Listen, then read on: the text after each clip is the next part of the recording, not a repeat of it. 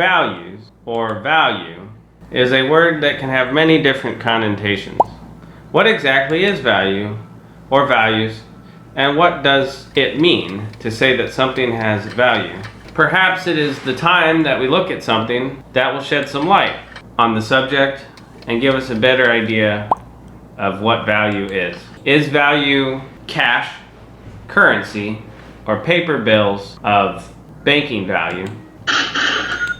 Or is it gold? Perhaps it's coins or some other type of physical currency. Yet still, maybe value is held in seashells, which were actually once used as a currency in different cultures and likely still are today. Of course, seashells can be sold, which gives them inherent resale value. So which is right, which is wrong, which is valuable, and which is not? Of course, currency is simply a placeholder for something else that holds value. We are told that money does not grow on trees, that we have to work for our dinner, and that life is all about reaping the rewards and prosperity of a life of hard work. Although I'm sure that a maple syrup cultivator would disagree with that statement that money does not grow on trees, as they certainly reap the rewards of a tree-based business which brings the delicious liquidy syrup to breakfast of many plates in the northern regions of the United States and Canada and other parts of the world.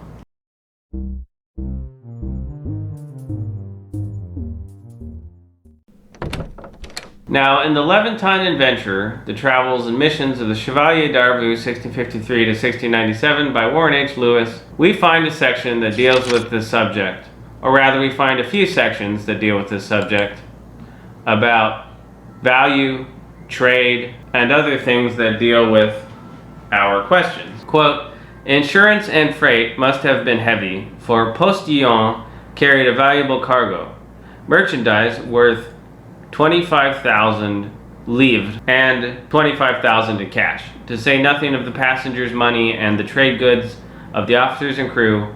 Cash and bullion, of course, still travel about the world, but not under the conditions which in the early part of the 17th century made them the chief French export to the Levant. For some reason, perhaps because business over the Asian trade routes was still largely conducted by barter, the Ottoman Empire minted remarkably little coin.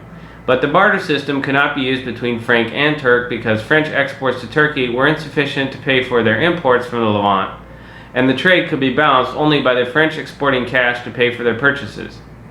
This state of affairs did not embarrass the French exporter of cash, for the sale of his return cargoes to Western markets more than recouped him for the cash exported.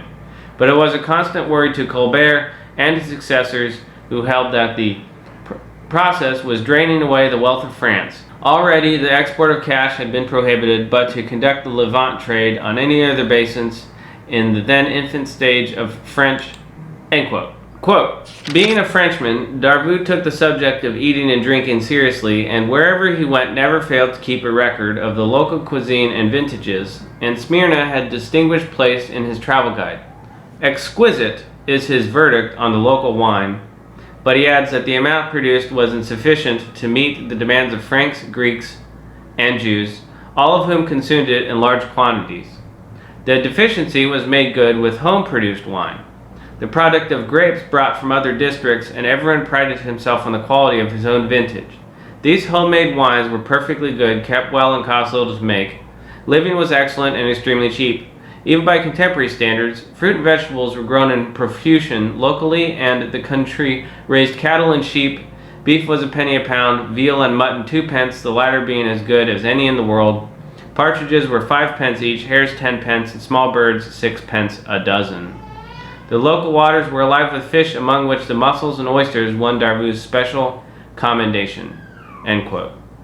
Now this section gives us an idea how we can find our way out of the highly costly and robberous rabbit hole that we find ourselves in today, where if everyone produced something of their own, the prices would be brought down. Of course, the illegal sale of things is a sore spot and a constant issue with the dictatorial governments of today that drive out the competition of the corrupt giant corporations and chains that are leveraged against us, as they were then. Now, in a different section, quote, but Avanis were not entirely responsible for this. As late as 1686, Louis XIV was complaining of the disorder prevalent in his echelles, manifested by the fact that French Levant merchants indulged in cutthroat buying against each other, whereas their rivals formed buyers' rings. Worse still, the same mistake was made in selling French products. So far from any attempt being made to hold up the market, each Frenchman was bent on underselling his compatriots. Or in other words, dumping. The root of the trouble was that French trade was organized in quite a different basis from that of the English and the Dutch, both of whom concentrated on the major echelles and whose business there was in the hands of a small number of substantial merchants, whilst the French, though not neglecting the bigger centers, had a large number of small traders in many little towns and villages who could live only by a policy of small profits and quick returns, end quote. And in a different section, quote, unlike less favored echelles, it had a valuable local export, cotton. Seed, cottons, raw or in thread, were generally reckoned the best in Levant and fetched the highest prices, and wool and silk were also exported, together with much miscellaneous cargo, apples, pears, and apricots, for instance, which were sun-dried for winter use, or made into jam, or used to flavor brandy liquors. The French had a monopoly at seed, but this unfortunately could not be exploited to its fullest extent because at this date exports from France consisted mainly of cash, though already by 1659 a growing volume of French manufactured goods was coming into the port. To Darvaux, the outstanding merit of seed was that there one could live in very commodiously and cheaply. Game was plentiful and the Turks put no obstacle in the way of shooting, and there were ample supplies of good vegetables and fruit, including Adam's figs, or bananas as they call them in America. Best of all, the local grapes produced an excellent white wine, strong but very delicate, which kept admirably. Darvaux had occasionally spent a night in a khan before this, but it was at Seed that he made his home in one for the first time, and this way of life delighted him. End quote. Now, when it comes to this issue of cash or currency, we are taught the emphasis is on saving. Of course, this is because that whatever we save can easily be taken away, and modern currency is entirely dependent on the value of oil. However, it would be of better value to put an emphasis on cultivating that which might produce value. That way a person can reap the rewards in a continuous manner once that product or business or plant or whatever it may be has reached maturity. Of course, we can also look at value in the sense of goods that are made for sale, and this gives us the idea of trade value, or that which can be used. Anything that can be sold has trade value. Anything that brings demand and that is created arguably has more value than all of the diamonds that one could mine or find. Although a diamond mine could be considered an example of creating product or extracting products that are in demand. And then this brings us to the idea of utility, whether or not something can be used. Of course, often utility can be found in some of the most unexpected places, but that is only if a person has the ability to look past the giant supermarket chains and other objects of attention gaining value.